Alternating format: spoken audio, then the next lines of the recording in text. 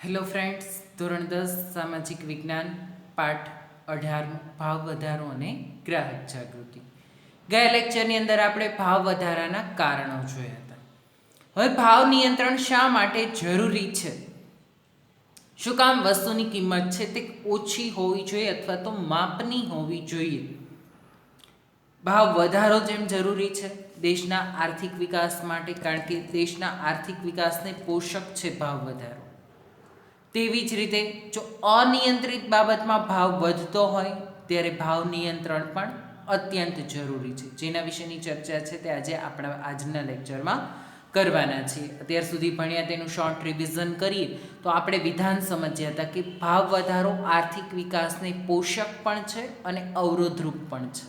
સમજાવું બરાબર છે? તો ભાવ વધારો આર્થિક વિકાસને પોષક કેવી રીતે છે? તો કે કોઈ પણ ચીજ વસ્તુઓનું ઉત્પાદનમાં ભાવ કિંમત વધશે તો નફો વધશે એટલે ઉત્પાદન છે તે વધારે થશે, સાથે સાથે જ લોકોના વેતનમાં પણ વધારો થશે અને તેની ખરીદ શક્તિમાં વધારો થશે. તો એ પ્રમાણે જોઈએ તો ભાવ વધારો આર્થિક વિકાસને પોષકરૂપ છે. અવરોધરૂપ કેવી રીતે છે? તો કે ભાઈ નફો વધે, વસ્તુની કિંમત વધે એટલે નફો વધે, પરંતુ એ લોકો સુધી જ્યારે ન પહોંચે, એટલે કે લોકોની વેતનમાં છે તે વધારો ન થાય, તો તેવા સમયે શું થાય? તેનો પગાર એટલો ને એટલો રહ્યો, વસ્તુની કિંમત છે એ ડબલ થઈ ગઈ, બરાબર છે? તો એને વસ્તુ ખરીદવા માટે છે તે પગાર છે એ વધ્યો નથી. તો આવા સમયે ભાવ વધારો છે તે અવરોધરૂપ પણ ગણી શકાય છે. ભાવ વૃદ્ધિના કારણો.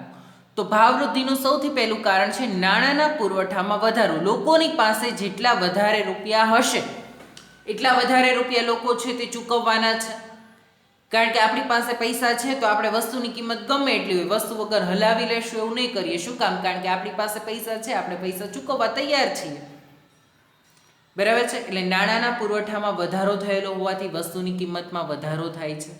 બીજું કારણ છે વસ્તી વૃદ્ધિ. મિત્રો, આપણે એ નિયમ પણ સમજ્યા હતા કે પુરવઠામાં વધારો થાય તો કિંમત ઘટે,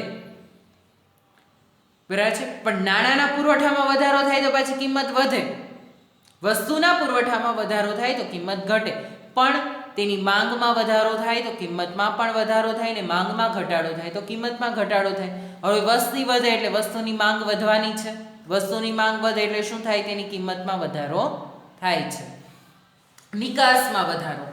હવે આપણા દેશમાં ઉત્પાદિત થતી ચીજ વસ્તુઓ જ્યારે અન્ય દેશની અંદર મોકલવામાં આવે, એટલે કે વિદેશમાં મોકલવામાં આવે છે, તેવા સમયે શું થાય છે? તો આપણા દેશની વસ્તુ જ્યારે વિદેશમાં જાય તો આપણા દેશના લોકોને તે ચીજ વસ્તુઓની અછત ઊભી થાય છે અને આપણા દેશમાં તેનો પુરવઠો છે તે કેવો થઈ જાય છે? ઘટી જાય છે. પુરવઠો ઘટે એટલે શું થાય? કિંમતમાં વધારો થાય. એટલે કે ઉત્પાદન ઓછું હોય અને મર્યાદિત ઉત્પાદન હોય, હવે આપણા દેશની જરૂરિયાત પૂરી ન કરી શકાતી હોય, એની ચીજ વસ્તુ જ્યારે વિદેશમાં જાય ત્યારે તે વિદેશમાં મોટી ઊંચી કિંમતે વેચાતી હોય તો આપણા દેશમાં પણ તેની ઊંચી કિંમત છે તે વસૂલવામાં આવતી હોય છે. કાચા માલની ઊંચી કિંમતે પ્રાપ્તિ, તે પણ ભાવ વધારા માટે એક મહત્વનું જવાબદાર કારણ છે કે કોઈ પણ ઉદ્યોગ માટે કાચો માલ જે કિંમતે પ્રાપ્ત થતો હોય તેના આધારે ઉત્પાદિત માલ છે તેનો ભાવ નક્કી થતો હોય છે, બરાબર છે? કાચો માલ મોંઘો થઈ જાય તો શું થાય? તૈયાર થયેલી ચીજ વસ્તુ છે તેની કિંમત વધે, બરાબર છે? દાખલા તરીકે લોખંડ પોલાદ ઉદ્યોગ છે તો કાચું લોખંડ છે ઊંચી કિંમતે પ્રાપ્ત થાય તો લોખંડની કિંમત આપોઆપ વધી જશે. કાપડ ઉદ્યોગ છે તો કપાસ ઊંચી કિંમતે પ્રાપ્ત થાય તો કાપડ છે તે મોંઘું મળશે. ત્યાર પછી છે કાળું નાણું. કાળું નાણું એટલે શું? તો હિસાબી ચોપડે નહીં નોંધાયેલી અને જેના પર કરવેરો ચૂકવ્યો નથી તેવી બિનહિસાબી આવક એટલે કાળું નાણું.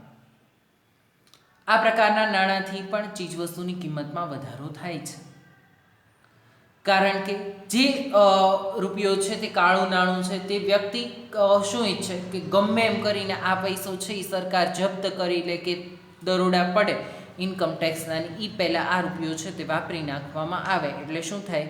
એ વસ્તુની ગમે એટલી કિંમત ચૂકવીને ચીજ વસ્તુ છે તે ખરીદશે અને તે કાળું નાણું છે તે વાપરવાનો પ્રયાસ કરશે, તો તેના લીધે વસ્તુની કિંમતમાં વધારો થાય છે. સરકાર દ્વારા ભાવ વધારો. સરકાર છે તે વહીવટી આદેશો બહાર પાડીને પેટ્રોલિયમ પેદાશો, કુદરતી ગેસ, કોલસો, લોખંડ, પોલાદ, એલ્યુમિનિયમ, વીજળી, રાસાયણિક ખાતરો, સ્ટેટ ટ્રાન્સપોર્ટ વગેરેના ભાવો વધારે છે અને તેના લીધે પણ વસ્તુની કિંમત વધે છે. કુદરતી અને માનવીય પરિબળો, હા મિત્રો, તે પણ જવાબદાર છે ચીજ વસ્તુની કિંમત વધવા માટે. કુદરતી પરિબળોની અંદર અતિવૃષ્ટિ, અનાવૃષ્ટિ. અતિવૃષ્ટિ એટલે વધારે પડતો વરસાદ, અનાવૃષ્ટિ એટલે કે વરસાદ ન પડે તેવી સ્થિતિ. વધુ વરસાદ પડે તો ઘણી વખત પાકને નુકસાન થાય છે, વરસાદ ન પડે તો પાક તૈયાર થતો નથી. ધરતીકંપ, રોગચાળો જેવી કુદરતી આપત્તિઓ. માનવ સર્જિત આપત્તિઓમાં યુદ્ધ, તોફાનો, આંદોલનો, હડતાલો, તાળાબંધી, ભાંગફોડ કે ઔદ્યોગિક અશાંતિ જેવા કારણસર ઉત્પાદન ઘટે છે, કે આ બધા કારણોને લીધે ઉત્પાદન ઓછું થાય છે. લોકડાઉન આવ્યું અત્યારે કોરોનાની મહામારીમાં, બરાબર છે, તો લાંબા સમય સુધી આ લોકડાઉન રહ્યું એટલે તે સમયગાળા દરમિયાન કેટલીક ચીજ વસ્તુનું ઉત્પાદન થયેલું ન હોય. હવે ઉત્પાદન ન થયું હોય એટલે તે વસ્તુનો પુરવઠો છે તે બજારમાં કેવો થઈ ગયો હોય, ઓછો થઈ ગયો હોય, તો તેના લીધે તે ચીજ વસ્તુઓની કિંમત વધવાની જ છે. સંગ્રહખોરી કે અને નફાખોરી. અનાજ અને અન્ય આવશ્યક ચીજવસ્તુઓના ઉત્પાદનમાં અનિશ્ચિતતાઓ હોવાને લીધે અવારનવાર અછતની પરિસ્થિતિ, ઊંચી કિંમતનો લાભ લેવાની વૃત્તિથી વેપારીઓ ચીજવસ્તુઓની સંગ્રહખોરી કરે છે. ભવિષ્યમાં અમુક વસ્તુઓના ભાવ વધવાના છે એવી અટકળ, અફવા કે આગાહીના લીધે ભવિષ્યમાં વસ્તુઓનો ભાવ વધારાનો લાભ ઉઠાવવા ઉત્પાદકો અને વેપારીઓ તે વસ્તુઓની સંગ્રહખોરી કરીને કૃત્રિમ અછત સર્જે છે. શું કરે, એને ખબર પડી છે કે હવે ભવિષ્યમાં આ વસ્તુના ભાવ વધવાના છે, એટલે વેપારી શું કરે, તેની પાસે તૈયાર વસ્તુ હોય છતાંય ન આપે. શું કામ? કારણ કે એને ખબર છે કે આ વસ્તુ મેં સસ્તી કિંમતે લીધેલી છે, પણ ભવિષ્યમાં એના ભાવ વધવાના છે, તો હું એ ભાવ વધારાનો લાભ લઈને વધારે નફો મને પ્રાપ્ત થશે. તો એટલા માટે તે સંગ્રહખોરી કરે છે અને કૃત્રિમ અછત ઊભી કરે, બજારમાં એ વસ્તુ નથી એવો દેખાવ કરે, એટલે લોકોને શું થાય કે હવે આપણને વસ્તુ નહીં મળે તો, એટલે તેની ગમે એટલી કિંમત ચૂકવીને પણ વ્યક્તિ શું કરે, તે વસ્તુ ખરીદવા માટેનો પ્રયાસ કરે છે. તો આ 8 કારણો જવાબદાર છે ચીજ વસ્તુઓની કિંમત વધવા પાછળના ભાવ વધારા માટેના, જેમાં નાણાંનો પુરવઠામાં વધારો, વસ્તી વધારો, નિકાસમાં વધારો, કાચા માલની ઊંચી કિંમતે પ્રાપ્તિ, બિન નોંધાયેલું નાણું એટલે કે કાળું નાણું, સરકાર દ્વારા ભાવ વધારો, કુદરતી પરિબળો અને માનવ સર્જિત પરિબળો, ઉપરાંત દાણચોરી, સંગ્રહખોરી અને કાળા બજાર. આ બધાને કારણે ચીજ વસ્તુની કિંમતમાં વધારો થાય છે. ભાવ નિયંત્રણ શા માટે જરૂરી બન્યું છે? સતત ભાવ વધારાની અસરોથી બચવા ભાવ નિયંત્રણ જરૂરી બન્યું છે, કે સતત દિવસે ને દિવસે અત્યારે આપણે જોઈએ તો ચીજ વસ્તુઓની કિંમતમાં વધારો થતો જાય છે અને તેને પહોંચી વળવા માટે ભાવ નિયંત્રણ જરૂરી બન્યું છે. ભાવ વધારાની અસર શું શું થાય છે? તો ભાવ વધારાને લીધે સરકારના ખર્ચ વધે છે, તેથી ખાદ્ય પુરવણીનો આશરો લેવો પડે છે.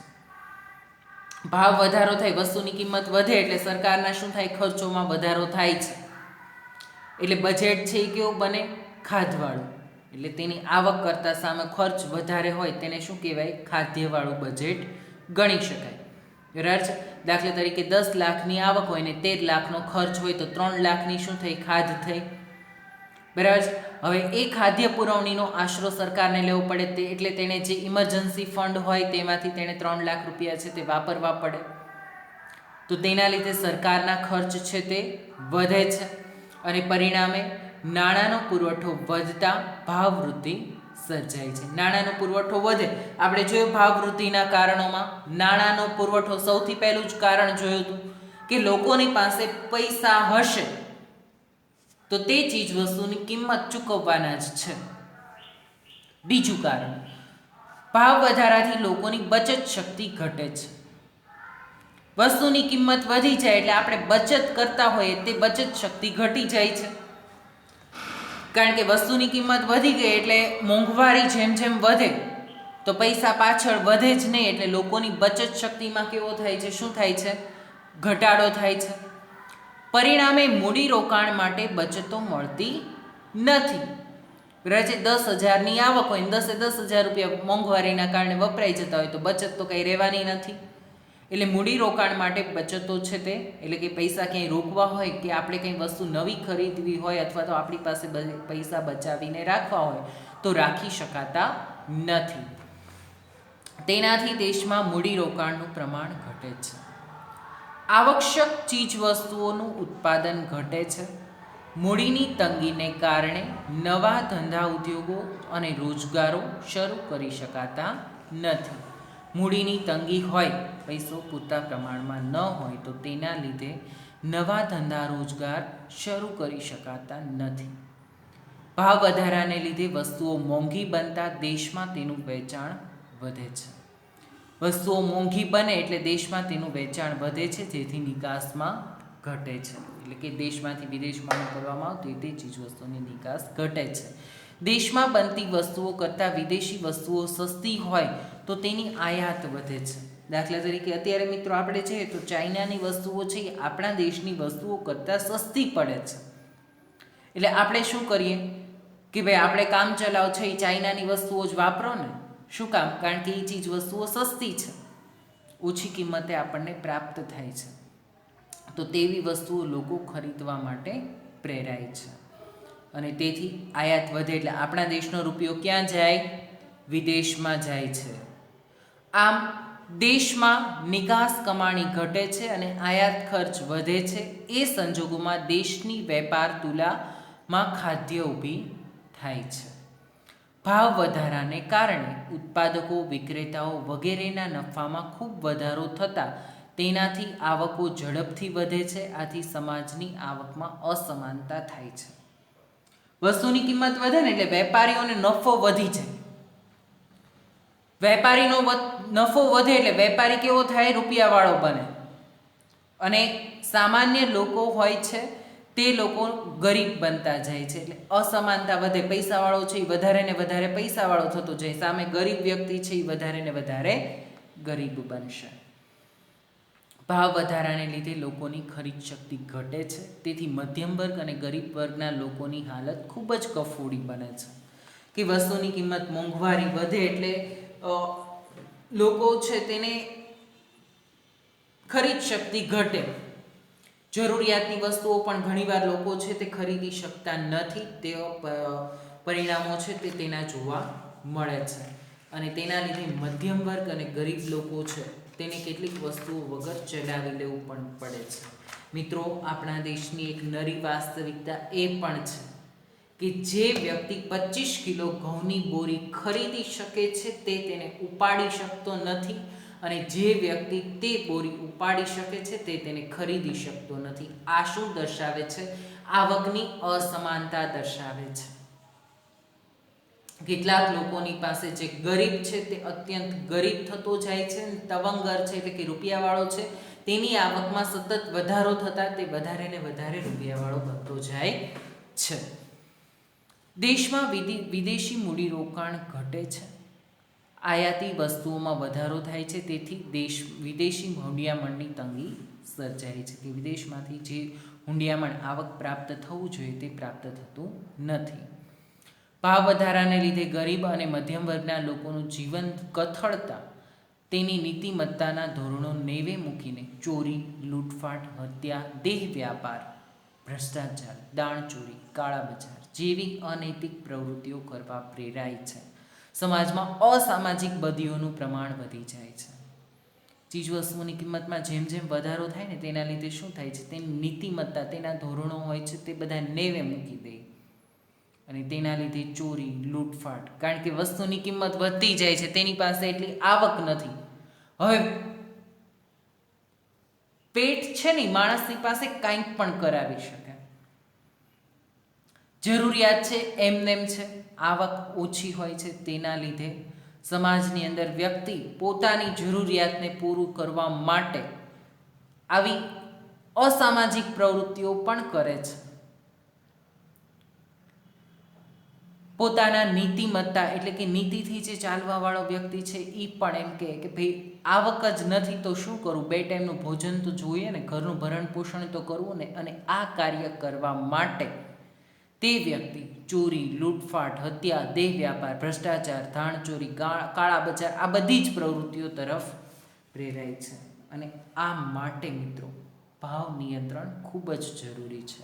એ વસ્તુઓની કિંમત છે, જીવન જરૂરી વસ્તુ છે, તે લોકોને યોગ્ય કિંમતે પ્રાપ્ત થવી જોઈએ અને જોઈએ જ, જેથી કરીને સમાજની અંદર આવી અસામાજિક પ્રવૃત્તિઓ ન થાય.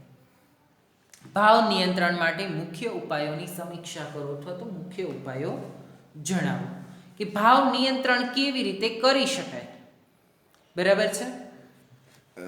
તમને એમ પૂછાય કે ભાવ નિયંત્રણ લેવાના ઉપાયો જણાવો, એવો પ્રશ્ન પૂછાય કે ભાવ નિયંત્રણ માટેની ઉપાયોની સમીક્ષા કરો, તો તેના ઉપાયો છે તેમાં નાણાકીય પગલાં, જે ભાવ વધારાના કારણો હતા ને તે અહીં વિરુદ્ધમાં હશે. નાણાંનો પુરવઠો વધે તો વસ્તુની કિંમત વધતી હતી. હવે અહીં નાણાકીય પગલું લેવામાં આવે એટલે નાણાંનો પુરવઠો જ ઘટાડી નાખવામાં આવે તો શું થાય? વસ્તુની કિંમત આપોઆપ ઓછી થઈ જાય, કારણ કે લોકોની ખરીદ શક્તિ ઘટે, ખરીદ શક્તિ ઘટે એટલે માંગ ઘટે, માંગ ઘટે એટલે શું થાય? કિંમત ઘટે. માંગમાં વધારો થાય, કિંમતમાં વધારો થાય, માંગમાં ઘટાડો થાય, કિંમતમાં ઘટાડો થવાનો છે. જોઈએ આપણે નાણાકીય પગલાં કેવી રીતના લઈ શકાય.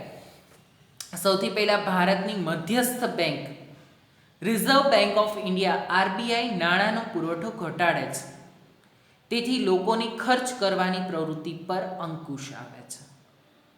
બરાબર છે. રિઝર્વ બેંક ઓફ ઇન્ડિયા છે તે નાણાંનો પુરવઠો ઘટાડી દે એટલે લોકો છે તે ખર્ચ ધારે એટલો કરી શકતા નથી, એટલે લોકોની ખર્ચ કરવાની પ્રવૃત્તિ પર અંકુશ આવે છે. પરિણામે વસ્તુની માંગ ઘટતા તેની કિંમતમાં ક્રમશઃ ઘટાડો થાય છે.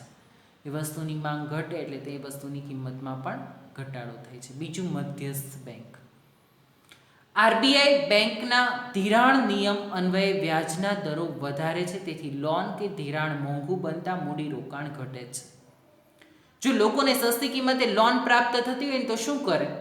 લોન લઈને પણ પોતાની જરૂરિયાતો પૂરી કરે અને રૂપિયા વાપરે રાખે. એટલે શું કરે? આરબીઆઈ નાણાંનો પુરવઠો ઘટાડવા માટે કે લોનના વ્યાજના દર વધારી દે, એટલે લોકો એમ વિચારે કે ઓહો આટલું બધું વ્યાજ ભરવું એના કરતાં વસ્તુ વગર ચલાવી લેવું સારું. તેના દ્વારા નાણાંનો પુરવઠો છે તે ઘટી જાય છે અને તેના પરિણામે મૂડીરોકાણ છે તે ઘટે છે. પરિણામે સટ્ટાકીય પ્રવૃત્તિઓ ઓછી થાય છે અને નફાખોરી અંકુશિત બને છે.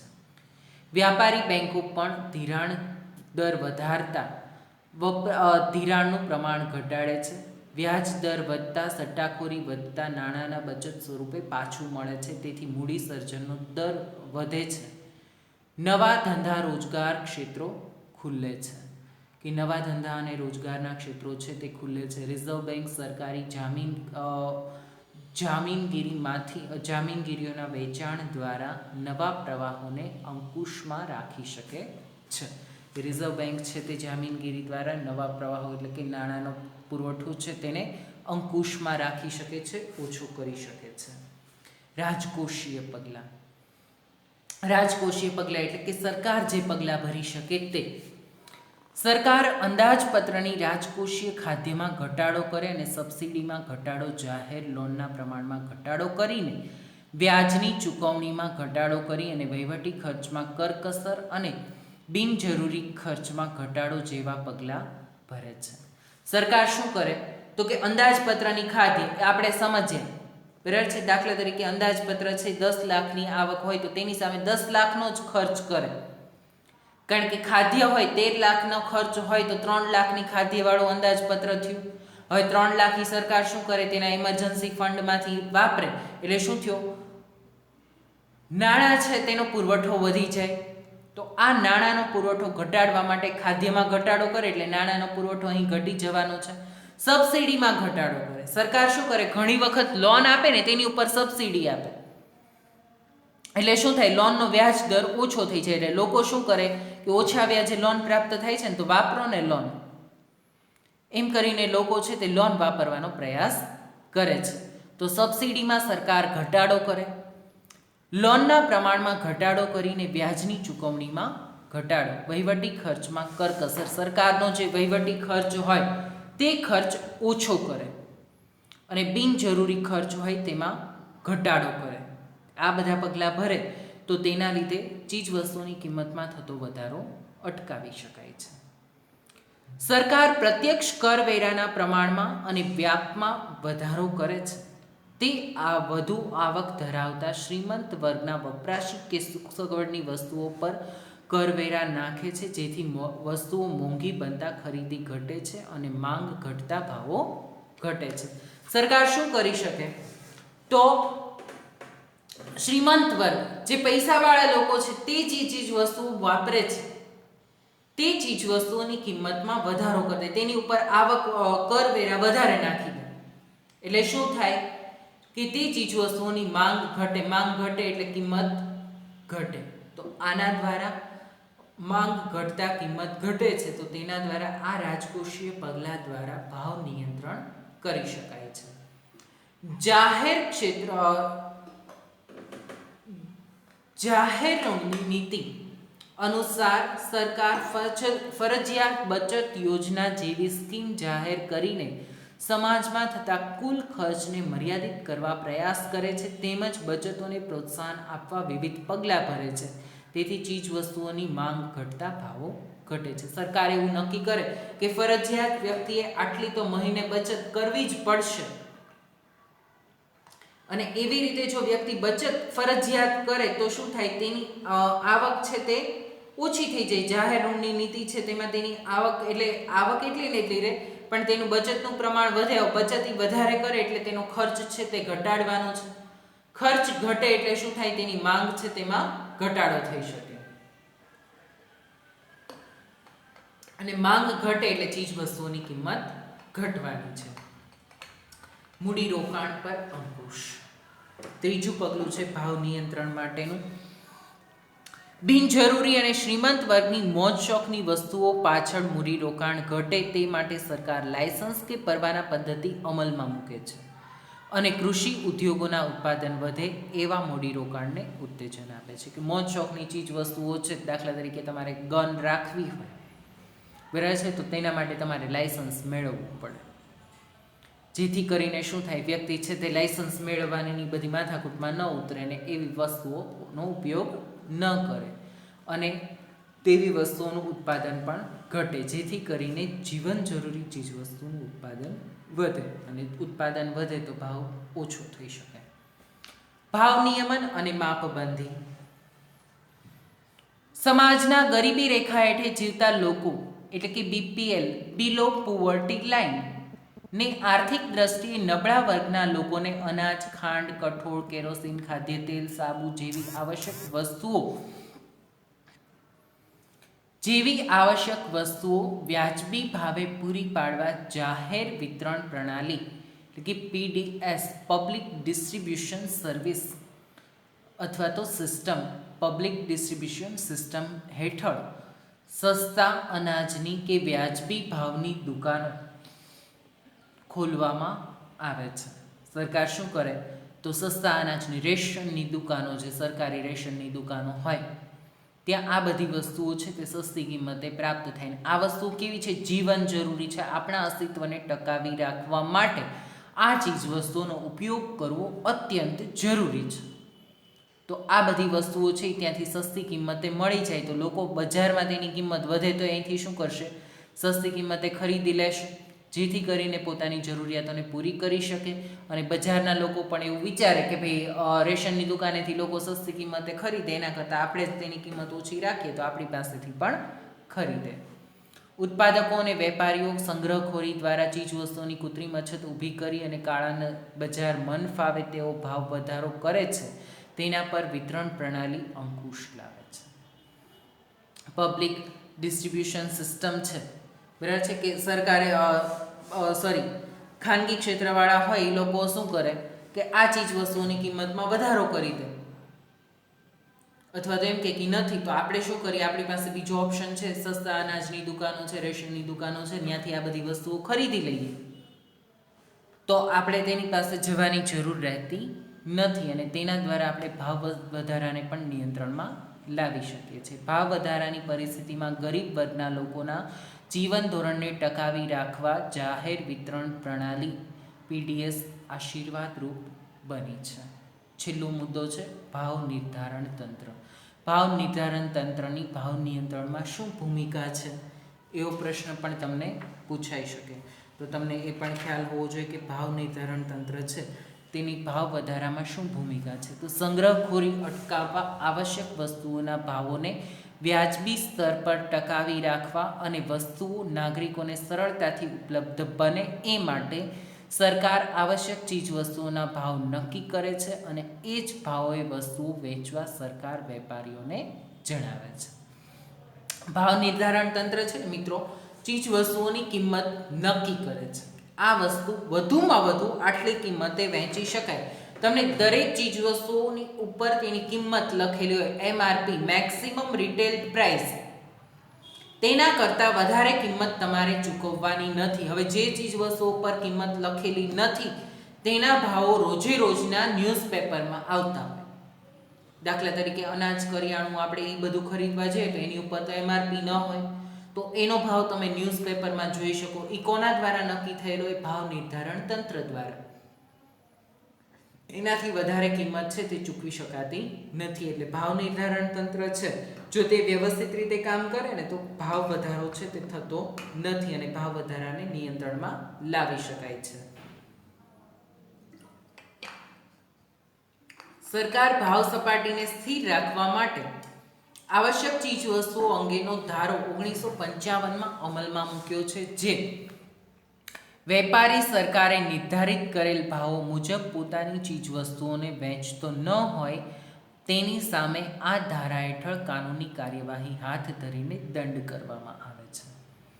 આ ધારા મુજબ વેપારીઓ આવશ્યક ચીજવસ્તુઓના જથ્થાને સ્ટોક પત્રો અને ભાવપત્રકો પ્રદર્શિત કરીને તેનું નિયમન કરવું પડે છે. કે વેપારી હોય તેણે છે સ્ટોક પત્રક, ભાવ, પોતાની ઈચ્છા અનુસાર વેપારી પણ ભાવ ન લઈ શકે. તેણે પણ દેખાડવું પડે કે આ વસ્તુ મેં આટલી કિંમતે વેચેલી છે. સંગ્રહખોરી, સટ્ટાખોરી, નફાખોરી, કાળા બજાર જેવી અસામાજિક પ્રવૃત્તિઓ ડામવા જરૂર પડે સરકાર પાસા એટલે કે prevention of anti social activities act કાયદાનો ઉપયોગ કરી અને વેપારીઓની અટકાયત પણ કરી શકે છે.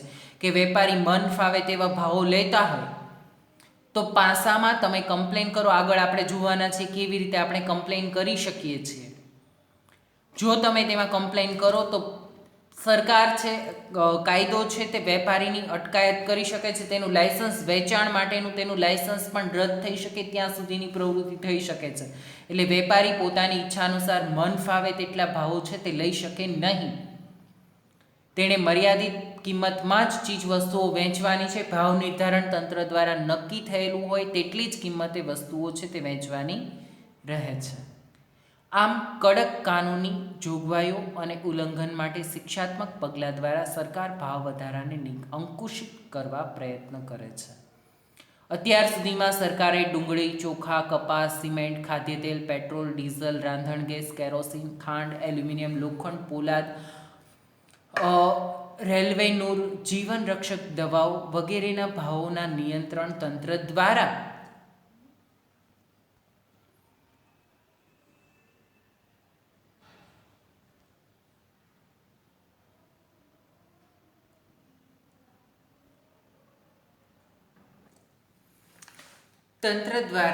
ભાવ વધારો છે તેને અંકુશમાં લેવા માટેના પ્રયાસો છે તે કરવામાં આવેલા છે.